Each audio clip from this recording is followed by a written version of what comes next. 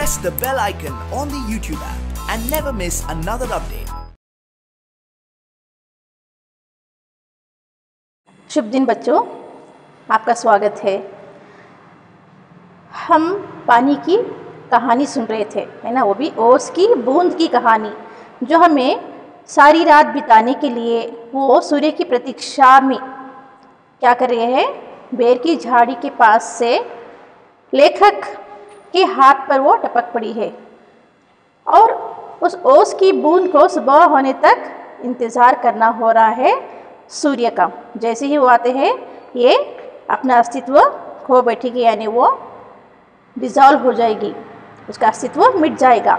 अब उसे रात बितानी है तो लेखक की हथेली पर आकर वो आप बीती सुना रही है कि वो कहाँ कहाँ किन समस्याओं में उलझी हुई, किन किन जीवों में जाकर क्या क्या देखकर वो हमें बता रही है।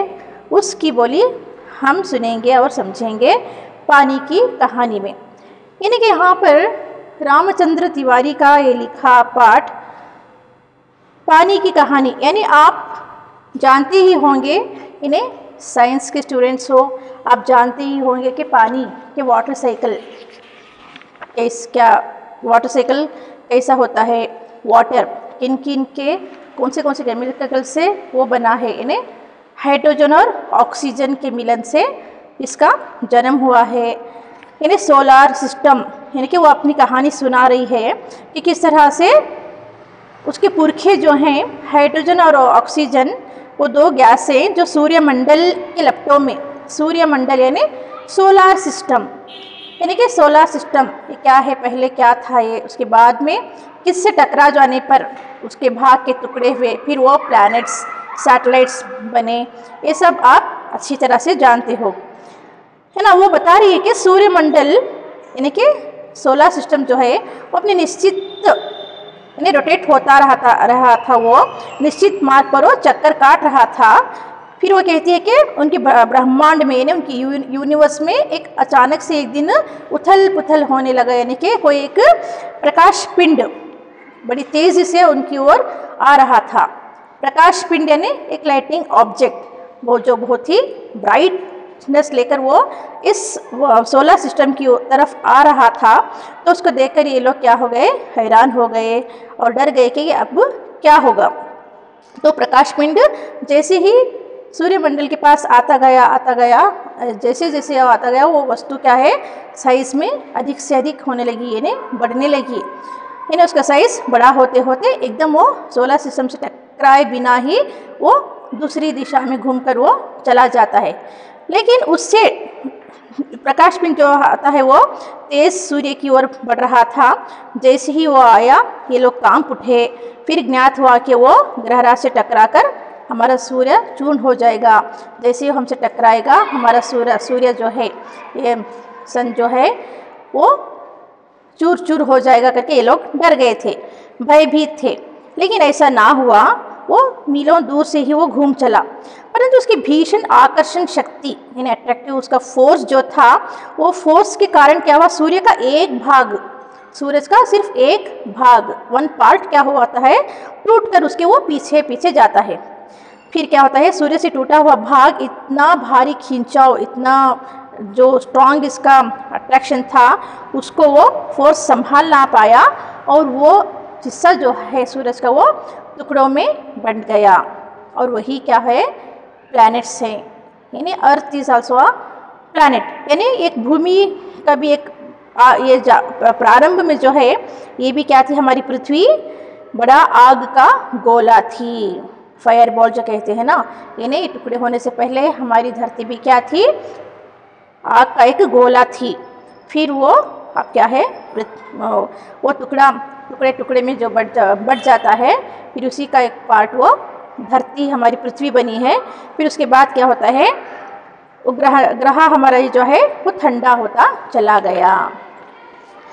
इन्हें हम देखते हैं कि जल चक्र क्या है। जल चक्र वाटर साइकिल जो होता है, ये जल चक्र है, समझ लो ये समुद्र है। इससे क्या होता है, समुद्र की जो गर्मी पड़ती है इसी से भाप ऊपर जाकर क्या बनते हैं, बादल बनता है। वेपर जो होते हैं वो जाकर बादल बनते हैं। फिर बादल यानी क्लाउड्स से क्या मिलते हैं हमें? वर्षा होती है। यानी कि बादल जो है पानी के रूप में आते हैं। फिर वही पानी क्या बनता है? जल बन जाता है। बारिश के आने से क्या होता है? जल उत्पन्न हो जाता है। फिर जल क्या होती है? भाप। भाप यानी वेपर बनकर फिर बादल में ऊपर जाकर वो मिल जाती है। यानी कि ये पानी की बूंद, जो ओस की बूंद अभी है वो जलकण बनी हुई है। अब उसे भाप बनकर उसे फिर ऊपर उड़ जाना है। इस भाप बनकर उसके उड़ने तक की कहानी वो जो है वो लेखक को सुना रही है, जो कि उसके पुरखे जो हैं इतनी लंबी जो कथा अभी अभी आपने सुनी सोलार इक्लिप्स की, उसके बारे में अपने जाना है। अब हम देखते हैं कि वो किस किस मोड से होकर जा रही है। इनके फिर से क्या हुई है? वो ठोसपन यानी सॉलिड फॉर्म छोड़कर अपना यानी उसका शरीर ठोसपन को छोड़ चुका है और तरल शरीर अब उसके फिसलते जा रहे हैं। फिर से वो लिक्विड फॉर्म में होकर पानी बहता हुआ जा रहा है। अब वो कहाँ कहाँ से होकर समुद्र में इस तरह के और भी क्या क्या जीव देखती है वो नज़ारे हम उसकी बातों से हम सुनेंगे। अब मैं कई मास समुद्र में इधर उधर घूमती रही। यानी कई मास, बहुत महीने इधर उधर यू क्या है? समुद्र में घुमा करते रहे। फिर सारे के सारे ये जल, ये वो उसकी बूंद और उसके अन्य साथी। फिर एक दिन गर्म धारा से भेंट हो गई। फिर अचानक क्या हो गया? एक बहुत ही गर्मी की धारा से वो लोग फिर मिल गए। धारा के जलते यानी धारा, वो इतना पानी वहाँ पर उबल रहा था, इतना बॉइलिंग वाटर था जो था, वो जलते अस्तित्व को ठंडक पहुंचाने के लिए हमने उसकी गर्मी सोखनी प्रारंभ कर दी। लेकिन उस उबलते पानी को ठंडक पहुंचाने के लिए, उस पानी को ठंडा करने के लिए ये लोग भी क्या करने लगे? उनमें जाकर मिलने लगे, जिससे वो पानी भी ठंडा हो जाए करके प्रारंभ कर दी। और इसके फलस्वरूप में मैं पिघल पड़ी। यानी उसका अंजाम क्या हुआ कि हम ही उसमें पिघल गए, मेल्ट हो गए और हम पानी बनकर समुद्र में मिल गए। यानी कि पूरे की पूरी बर्फ़ जो थी ये अब पिघल कर क्या हो गई है? पूरी की पूरी पानी बन गई है और वो समुद्र में मिल गई है। समुद्र का भाग बनकर मैंने जो दृश्य देखा वो वर्णनातीत है।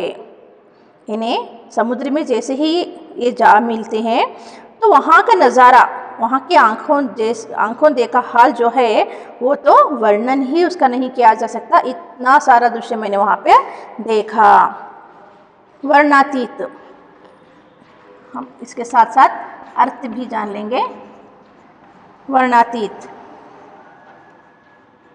वर्णातीत का अर्थ है जिसका वर्णन ना किया जाए, जिसका वर्णन ना किया जा सके।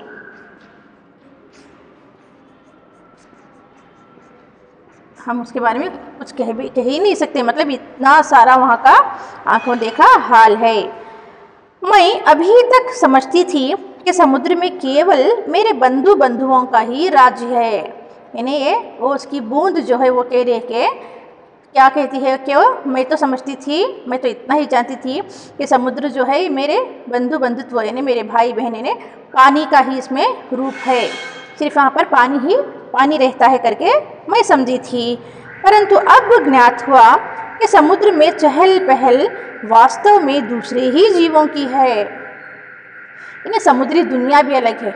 जैसी दुनिया इस पृथ्वी के ऊपर है वैसी ही दुनिया क्या है? पानी के अंदर भी है, जो हम देख नहीं सकते। हम तो सिर्फ क्या देखते हैं? मछलियाँ, शार्क्स, वेल्स, डॉल्फिन्स, जो कुछ भी है इतना ही हम जान पाते हैं। लेकिन उसके अंदर का तह, फिर उसके अंदर एक तह, ऐसे ही 7 लेयर्स समुद्र के अंदर भी होते हैं, जो एक एक लेयर में एक एक तरह के जीव वहाँ पर क्या है? विद्यमान है। तो अब उसे ज्ञात हो रहा है, यानी इस ओस की बूंद को अब नॉलेज मिल रही है कि वहाँ पर चहल पहल सिर्फ पानी के साथ साथ और भी अन्य जीव जो वहाँ पर भी जीते हैं उनका ही वहाँ पर राज है। तो देखते हैं किन किन जीवों का राज है। और उसमें निरा नमक भरा है, यानी वो समुद्र का पानी जो है उसमें सिर्फ और सिर्फ नमक से भरा है। समुद्र का पानी तो खारा होता है, जैसे आप जानती ही हो, है ना। समुद्र का पानी कैसा है, मीठा नहीं होता। इतना विशाल समुद्र होने पर भी वो किसी की प्यास नहीं बुझा सकता, क्योंकि उसमें नमक ही नमक भरा हुआ है। निरा नमक, निरा यानी सिर्फ नमक से ही वो पानी भरा हुआ है, इस कारण वो कोई भी पी नहीं सकते। निरा यानी सिर्फ उसमें क्या है, नमक का ही पानी है। ठीक है। पहले समुद्र का खारापन मुझे बिल्कुल नहीं भाया। शुरुआत में मुझे इतनी तकलीफ हुई क्योंकि पूरा का पूरा पानी वो खारा था, एकदम सॉल्टी था। जी मेरा मचलने लगा। मैं उसमें एडजस्ट होने के लिए मुझे बहुत मुश्किल आन पड़ी, पर धीरे धीरे सब सहन हो चला। तो धीरे धीरे मैं सब कुछ टॉलरेट करने लगी। एक दिन मेरे जी में आया कि मैं समुद्र के ऊपर तो बहुत घूम चुकी हूँ, यानी कि समुद्र के ऊपर की दुनिया जो है, ऊपर का लेयर में मैं अच्छी तरह से घूमी हूँ। बहुत कुछ अटखेलियाँ किए हैं हमने, किलकारियाँ किए हैं, अच्छी तरह से मैं देख भी चुकी हूँ। भीतर चलकर भी देखना चाहिए कि क्या है। अब मुझे पानी के सिर्फ ऊपर के लेयर में ही नहीं रहना है, बल्कि मुझे अंदर की दुनिया में, भीतर यानी अंदर की दुनिया में भी मुझे जाकर देखना है कि आखिर क्या है। भीतर का अर्थ है अंदर, और अंदर का विलोम शब्द है बाहर, भीतर बाहर। इस कार्य के लिए मैंने गहरे जाना प्रारंभ कर दिया। तो इस कारण मैं पानी के अंदर का डेप्थ में जाकर मैं देखने के लिए क्या कर दी, मैंने वहाँ पर जाना प्रारंभ कर दिया। गहरे में मतलब डेप्थ में जाने के लिए उसने शुरुआत कर दी। मार्ग में मैंने विचित्र जीव देखे। जैसे ही मैं अंदर की ओर बढ़ने लगी, मैंने अजीबोगरीब, मैंने विचित्र जो कि बहुत ही मैंने जीव देखे, लिविंग क्रिएचर्स जो कि बहुत ही अलग तरह के वहाँ पर जीव मैंने देखे। यानी ओस की बूंद कह रही है, मैंने अत्यंत धीरे धीरे रेंगने वाले घोंघे, जालीदार मछलियाँ, कई मन भारी कछुए और हाथों वाली मछलियाँ देखी।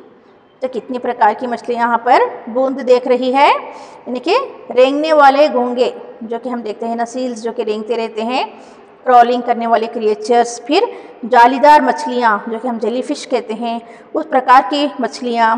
फिर कछुए, टॉर्टोइस, उसको मैंने देखा। और 8 हाथों वाली क्या होती है, जैसे कि आप भी जानते हो, जिसे टेंटिकल्स जिसके रहते हैं, ऑक्टोपस, जिसके 8 हाथ होते हैं, है ना, ऑक्टोपस। 8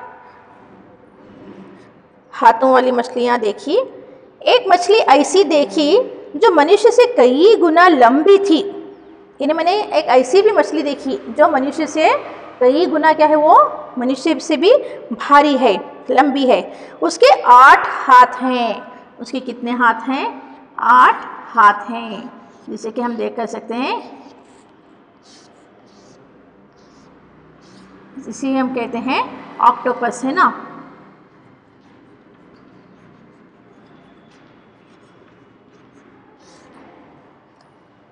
ऑक्टो करती है 8 हाथ है।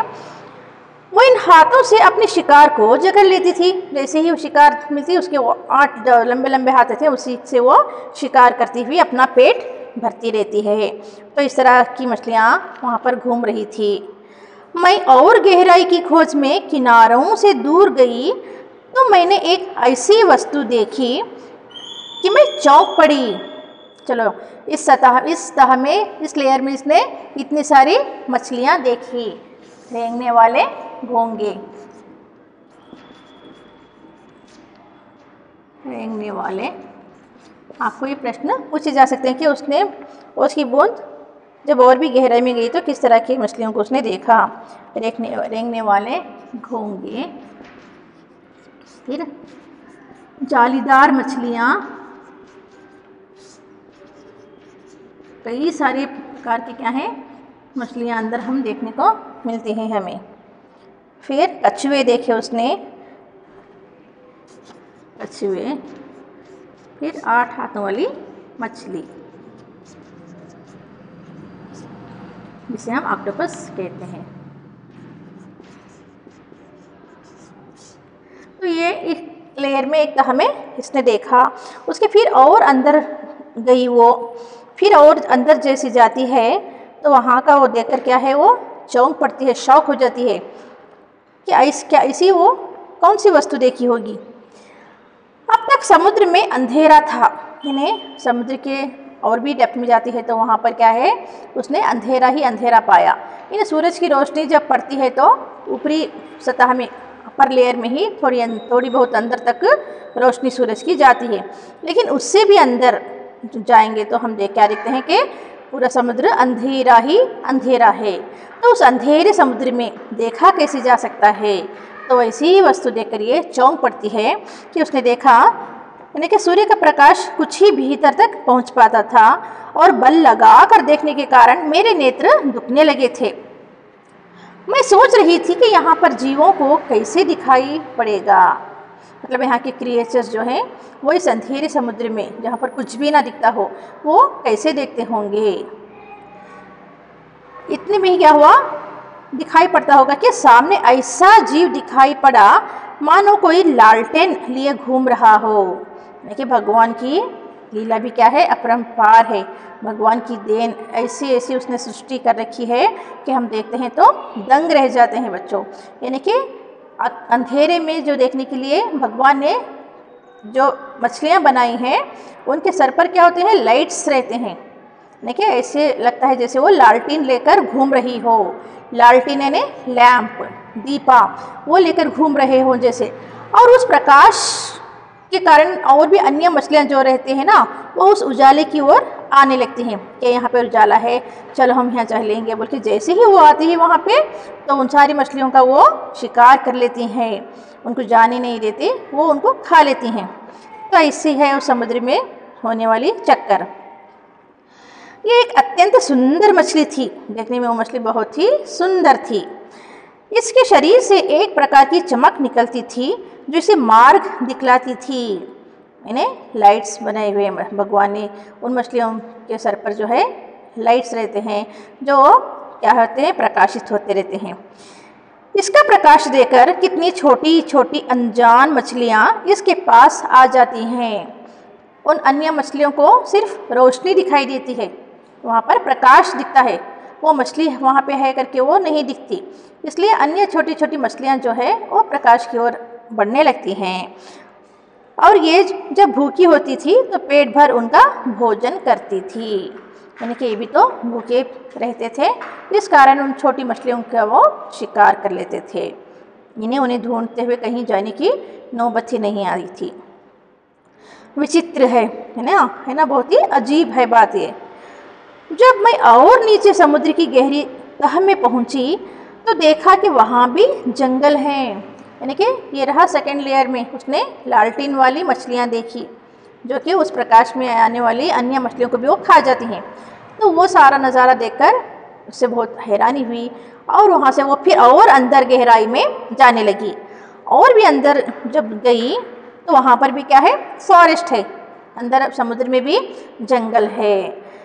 छोटे ठिंगने यानी छोटे खत के मोटे पत्ते वाले पेड़ बहुत आयत से उगे हुए हैं। यानी वो जंगल कैसा है, फॉरेस्ट वो कैसा है जिसमें छोटे ठिंगने यानी छोटे छोटे खत के मोटे पत्ते, मोटे मोटे पत्ते वाले पेड़, वहाँ पर वृक्ष जो हैं वो छोटे छोटे ठिंगने, ठिंगने यानी छोटे खत के।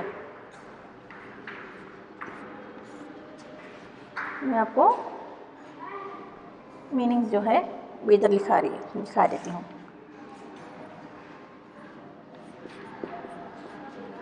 ठिंगने यानी खद, हाइट, छोटे छोटे हाइट के मोटे पत्ते वाले पेड़ जिसके लीफ कैसे हैं, बहुत ही थिक हैं, वो वहाँ पर क्या है, बहुत आयत से उगे हुए हैं। यानी बहुत अधिक मात्रा में, बहुत आयत यानी अधिक मात्रा में वो वहाँ पर उगे हुए हैं। बहुतायत यानी अधिक मात्रा में।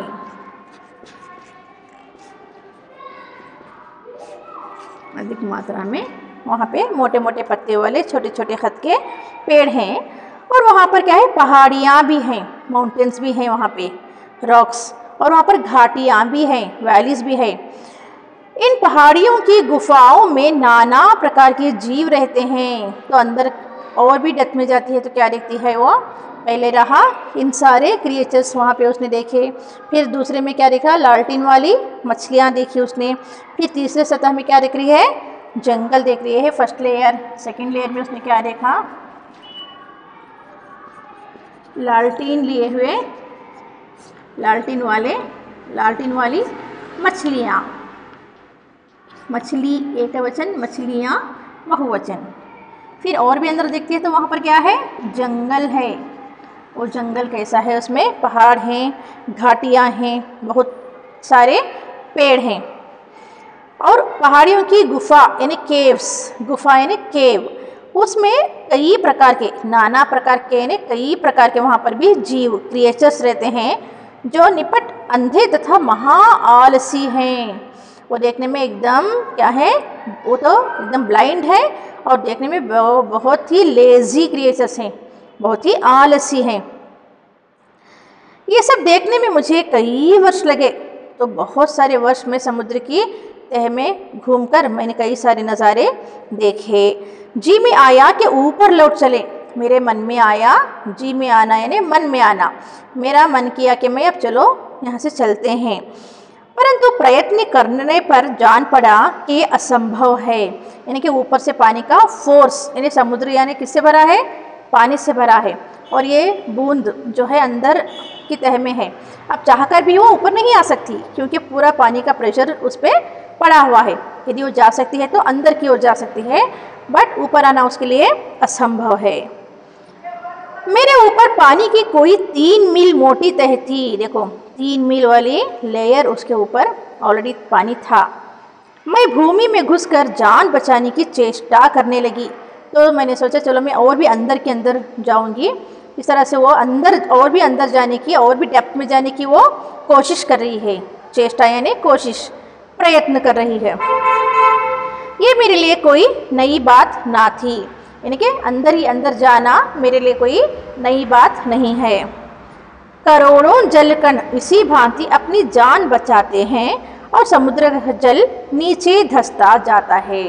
तो इसी कारण समुद्र इतना तह तक, इतना डेप्थ में क्यों है, इसी कारण पानी का ऊपर तो नहीं आ सकता, अंदर ही अंदर दबे जाने के कारण समुद्र इतना बड़ा बन गया है।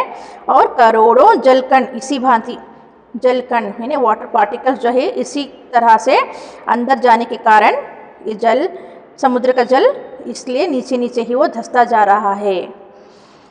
मैं अपने दूसरे भाइयों के पीछे पीछे चट्टान में घुस गई। तो बेचारी बूंद ऊपर तो नहीं आ सकती थी ना, तो इस कारण वो और भी उसके साथियों के साथ, भाइयों के साथ यानी उसके अन्य जलकण के साथ वो उनके पीछे पीछे वो भी फ्लो होने लगी। तो वो जाकर एक रॉक, चट्टान यानी रॉक, वहाँ पर वो घुस गई। कई वर्षों में कई मील मोटी चट्टान में घुसकर हम पृथ्वी के भीतर एक खोखले स्थान में निकले, और एक स्थान पर इकट्ठा होकर हम लोगों ने सोचा कि क्या करना चाहिए। यानी अब यहाँ पर थोड़ा रिलैक्सेशन मिल रहा है। यानी जैसे ही वो चट्टान में घुसे, हम पृथ्वी के भीतर एक खोखले स्थान यानी वो धरती के अंदर एक एम्प्टी प्लेस, जो वहाँ पर चट्टानों के बीच दरारें जो रहती है, वहाँ पर ये लोग निकले, और उस स्थान पर वहाँ पर सब लोग इकट्ठा हुए, इसके अन्य साथी भी होकर वो सोच रहे हैं कि हम अब कहाँ जाएं, अब हमें क्या स्टेप लेना है। कुछ की सम्मति में वही पड़ा रहना ठीक था, यानी कुछ लोगों की इच्छा थी कि वो लोग अब आगे नहीं बढ़ेंगे, हम लोग तो यही रह जाएंगे। सम्मति यानी इच्छा।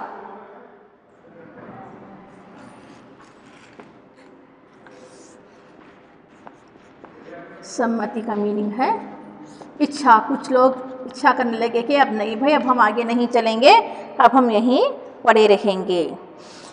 परंतु हम में कुछ उत्साही युवा भी थी, यानी ये जल की बूंद जो है उस बूंद के अन्य साथी भी जो हैं वो क्या करें, हम लोग को में क्या है, उत्साह है, हमें जोश है, हम यहीं नहीं रुकेंगे, हम आगे और भी बढ़ेंगे। इस तरह की उमंग लेकर क्या करते हैं, वे एक स्वर में बोले हम खोज करेंगे, यानी हम और भी सर्च करेंगे कि देखते हैं कि समुद्र में और भी क्या क्या है।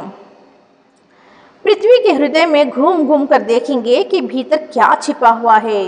देखते हैं इस पृथ्वी के अंदर और भी क्या खजाना है, क्या ऐसी कौन सी वेल्थ है, हम इसको भी घूम कर देखेंगे करके सब लोगों ने डिसाइड किया। तो इस कारण अब हम शोर मचाते हुए आगे बढ़े, है ना। तो पूरे जोश के साथ क्या है, ये लोग और भी आगे बढ़ रहे हैं।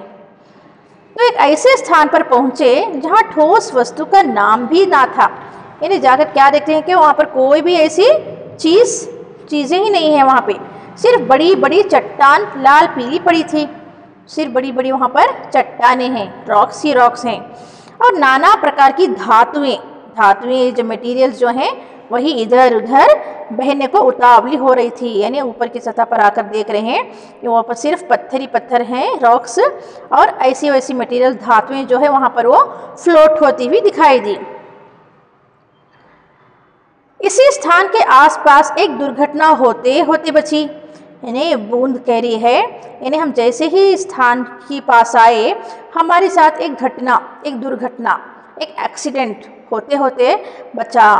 हम लोग अपनी इस खोज से इतने प्रसन्न थे कि अंधाधुंध बिना मार्ग देखे बढ़े जाते थे। यानी इन लोगों में इतनी क्यूरियोसिटी है कि जाकर वो देखना चाहते हैं कि अर्थ के अंदर और भी क्या क्या खजाना छुपा हुआ है। तो इस कारण वे लोग क्या करने लगे, इतने खुश होकर वो अंधाधुंध होकर इन्हें बिना सोचे समझे इधर उधर वो मार्ग ही नहीं दिख रहा है, जो भी मार्ग मिलता है वो लोग चले जा रहे हैं, बूंद और उसके साथी। इससे अचानक एक ऐसी जगह जा पहुंचे जहां तापक्रम बहुत ऊंचा था। यानी हम ऐसे ही फ्लोट होते होते एक ऐसे स्थान पर गए जहां का टेम्परेचर बहुत हाई था, तापक्रम ये हमारे लिए असह्य था। हमारे लिए तो क्या है, असह्य था, हम तो यहाँ पर कुछ सहायता ही नहीं कर पाते थे। हमारे अगुआ कांपे, यानी हमारे आगे जो थे, हमारे सामने वाले जो चले गए थे वो लोग तो कांप रहे हैं, डर के मारे शिवर हो रहे हैं, और देखते देखते उनका शरीर ओक्सीजन और हाइड्रोजन में विभाजित हो गया। तो हमारे आगे हमारे सामने वाले जो साथी थे उनका शरीर क्या हो गया है, ऑक्सीजन और हाइड्रोजन में बंट गया है, वो दो पार्ट्स में टुकड़े टुकड़े हो गए हैं। इस दुर्घटना से मेरे कान खड़े हो गए, ये बूंद अलर्ट हो गई कि मैं और भी आगे बढ़ूंगी तो हमारा भी यही हाल होगा करके वो जो है वो केमिकल्स बन गए हैं। तो मैं अपने और बुद्धिमान साथियों के साथ एक और निकल भागी। तो हम उस और रास्ते से नहीं गए बल्कि हमने रास्ता बदल लिया, वहाँ से मैं और मेरे अन्य साथी दूसरी ओर निकल गए। हम लोग अब एक ऐसे स्थान पर पहुँचे जहाँ पृथ्वी का गर्भ रह रह कर हिल रहा था। यानी अब इस स्थान पर ऐसी जगह गए हैं जहाँ पर पृथ्वी जो है वो शेक हो रही है, शेक होना शुरू हो गया है। यानी पृथ्वी का गर्भ यानी पेट, एक बड़ी जोर का धड़ाका हुआ, और वो धड़ाका एकदम से क्या हो सकता है बच्चों, उसको हम क्या कहते हैं, वॉल्केनो कहते हैं, है ना। जहाँ पर अत्यधिक गर्मी उबल पड़ती है तो वो लावा बनकर वो फूट पड़ता है। तो हम बड़ी तेज़ी से बाहर फेंक गए। तो इस तरह का जोर का धड़ाका हुआ, वॉल्केनो ब्लास्ट हुआ, तो ये सारे सब लोग धरती से क्या है ऊपर फेंक दिए गए, वो भी लोग ऊपर जंप हो गए। हम ऊंचे आकाश में उड़ चले, इतना प्रेशर से वो ब्लास्ट हुआ कि ये जलकण जो है सब बहुत ही ऊपर आकाश में उड़ रहे हैं। इस दुर्घटना से हम चौंक पड़े थे, हम लोग तो ये इंसिडेंट देखकर हम शॉक हो गए। पीछे देखने से ज्ञात हुआ कि पृथ्वी फट गई है, यानी कि वो नीचे की ओर देख रहे हैं तो उन्हें क्या ज्ञान मिला कि पृथ्वी जो है वो फट गई है, क्योंकि वहाँ पर हमने पढ़ा था तापक्रम वहाँ पर ज़्यादा ही था। तो इस तरह से भूमि में गर्मी ज़्यादा हो जाती है तो धरती क्या है, फट जाती है, और उसके अंदर के जो भी वो केमिकल जो पार्टिकल्स रहते हैं सब वो ऊपर उछलने लग जाते हैं। तो उसमें फट गई और उसमें धुआं यानी स्मोक आने लगा। फिर रेत, बालू, पिघली धातुएं, मेल्टेड मिनरल पार्टिकल्स, मिनरल जो भी थी वो सब कुछ उसमें धरती से उबल रही हैं। तथा लपटें निकल रही थी, उसमें से ज्वालामुखी जो है आग निकल रही थी। ये दृश्य बड़ा ही शानदार था और इसे देखने की हमें बार बार इच्छा होने लगी। यानी इतना सुंदर दिख रहा था वो कि हमें उसे बार बार देखने का हमारा मन कर रहा था। तो मैं समझ गया तुम ज्वालामुखी की बात कर रही हो। तो बीच में लेखक उसकी बात को काटते हुए कह रहे हैं, हाँ हाँ मैं समझ गया, तुम ज्वालामुखी की बात कर रही हो ना। तो हाँ, तुम लोग उसे ज्वालामुखी कहते हो, यानी ज्वालामुखी यानी वॉल्केनो। अब जब हम ऊपर पहुँचे तो हमें एक और भाप का बड़ा दल मिला। तो जैसे ही फोर्स से हम फटकर ऊपर चले गए तो वहाँ पर भी हमने क्या देखा, भाप का एक बड़ा दल मिला हमें। यानी कि भाप ऊपर चले गए हैं, यानी कि आकाश में मिल जाने पर क्या हो गए, वो बादल बन गए हैं। तो भाप का बड़ा दल मिला, तो भाप स्टीम का एक बहुत बड़ा हमें झुंड मिला। हम गरज कर आपस में मिले, यहाँ पर लाइटनिंग थंडर जो भी होता है वो चल रहा है। और फिर हम वहाँ से बादल बनकर आगे बढ़े। पुरानी सहेली आंधी के भी हमें यहाँ दर्शन हुए। यानी आंधी तूफान के बीच अब फिर से क्या है, जल ऊपर आकाश में जाकर ये फिर से बादल का टुकड़ा बनकर वहाँ पर आंधी तूफान जो कि बारिश होती है इन्हीं भयानक बादलों के द्वारा। तो आंधी के भी वहाँ पर इन्हें दर्शन हुए। वो हमें पीठ पर ला दे, कभी इधर से ले जाती कभी उधर। यानी क्लाउड्स जो कि वेपर्स जो भी वो बनकर इधर उधर हो रहे हैं। तो ये पानी की बूंद जो है वो कह रही है कि वो हमें अपनी पीठ पर बिठाकर क्या कर रहे हैं, इधर से उधर से इधर। हम देखते हैं ना कि बादल एक जगह टिके नहीं रहते, एक स्थान से दूसरी ओर जाते रहते हुए नजर आते हैं। वो दिन बड़े आनंद के थे, हमें बहुत खुशी थी उन दिनों इस तरह से घूमते हुए। हम आकाश में स्वच्छंद किलोले करते फिरते थे। मतलब हम आकाश में कैसे हैं अभी, स्वतंत्र पंछी उन्मुक्त रहकर हम लोग आज़ादी के साथ किलोले यानी खिलकारियाँ भरते हुए हम घूम रहे हैं, एंजॉय कर रहे हैं ओस की बूंद। बहुत से भाप जल कणों के मिलने के कारण हम भारी हो चले। यानी पे बहुत सारे अब वहाँ पर स्टीम जो है, बहुत सारे पार्टिकल्स वेपर्स बनकर वो हैवी हो गया है वो टुकड़ा, और हम नीचे झुकाए, यानी कि वर्षा के रूप में वो फिर से बरसने लगे और एक दिन बूंद बनकर नीचे फिर से कूद पड़े। यानी कि यह चक्कर तो हमने देखा कि ये है भाप जो है बादल बनता है, बादल फिर से वर्षा से फिर जल बनता है। यही चक्र क्या है, चक्र जो है चलता रहता है निरंतर। अब मैं एक पहाड़ पर गिरी, यानी कि फिर से जल बनकर वो इस पहाड़ के ऊपर गिरी वो, और अपने साथियों के साथ मैली कुचैली हो एक और वो बह चली। फुल मैली कुचैली होना, इन्हें डस्ट में पानी मिट्टी पर गिरने के कारण पानी वहाँ पर क्या हो गई, वो गंदी हो गई, मैली हो गई, और वो फिर से क्या करने लगी, पहाड़ों में फिर मैं एक और बह चली, फिर एक तरफ में फ्लोट होती हुई चली गई। पहाड़ों में एक पत्थर से दूसरे पत्थर पर कूदने और किलकारी मारने में जो आनंद आया वो भूला नहीं जा सकता। यानी कि यहाँ पर ये किलकारियाँ करें, हम देखते हैं पानी का फोर्स, पानी का बहाव इस तरह से उछलता रहता है। वो रॉक्स वहाँ पे जो रहते हैं वो टकराते रहते हैं आपस में। एक पत्थर से दूसरे पत्थर पर कूदना, किलकारी करना, यानी कि एकदम पानी क्या है यहाँ पर एंजॉय करता हुआ नजर आता है। हम एक बार बड़ी ऊंची शिखर पर से कूदे। तो ये पानी कह रहे हैं जैसे हम एक बहुत ही ऊंची शिखर पर से, एक चोटी, एक पीक, जैसे कि हम यहाँ पर जोग फॉल्स में आप तो देखते होंगे कि कितनी ऊपर से पानी गिरता रहता है, कितना फोर्स रहता है, झाग भरा रहता है। तो इस तरह से ऊंची शिखर पर से कूदे और नीचे एक चट्टान पर गिरे। नीचे जो चट्टानें थी, नीचे जो रॉक्स थे उस पर हम गिरे। बेचारा पत्थर हमारे पर हाथ से टूटकर खंड खंड हो गया। यानी कि पानी के उस प्रेशर से वो पत्थर भी क्या हो गया, टुकड़े टुकड़े हो गया। ये जो तुम इतनी रेत देखते हो, पत्थरों को चबा चबा कर हम ही बनाते हैं। ये जो सैंड हम देखते हैं ना, जो रेत पड़ी रहती है वो हम ही के कारण बनी है। यानी हमारी फोर्स से ही वो पीसेस पीसेस बनकर किस में बदल जाता है, पत्थर से रेत बन जाती है, सैंड। जिस समय हम मौज में आते हैं तो कठोर से कठोर वस्तु हमारा प्रहार सहन नहीं कर सकती। इन्हें जब ये जोश में रहते हैं, बड़े फोर्सफुली वो लोग फ्लोट होते हैं, ऊपर से गिरते हैं, तो कठोर से कठोर यानी हार्ड थिंग्स, सख्त से सख्त चीज़ भी क्या होती है, उनका प्रहार, उनका अटैक जो है वो टॉलरेट नहीं कर सकती, यानी कि वो पीसेस हो जाती हैं। अपनी विजयों से उन्मुक्त होकर हम लोग इधर उधर बिखर गए, यानी हम लोग की विजय हुई, हम लोगों की जीत हुई, यानी अब हम आज़ाद खुले निकल आए हैं, तो हम उन्मुक्त होकर, उन्मुक्त यानी स्वतंत्र होकर, स्वच्छंद, उन्मुक्त, आज़ाद, ये सब एक ही समानार्थक शब्द हैं। उन्मुक्त, उन्मुक्त यानी स्वतंत्र, स्वतंत्र, आज़ाद, स्वच्छंद, ये सभी सिनोनिम्स से समानार्थक शब्द। तो क्या हो गए, उन्मुक्त होकर इधर उधर से लोग स्प्रेड हो गए, बिखर जाना यानी स्प्रेड होना। मेरी इच्छा बहुत दिनों से समतल भूमि देखने की थी, यानी समतल आंगन, समतल भूमि यानी मैदानी भूमि जहाँ पर लैंड्स रहते हैं, लैंड फॉर्म्स, उस तरह की भूमि को देखने के लिए मैं बेचैन थी।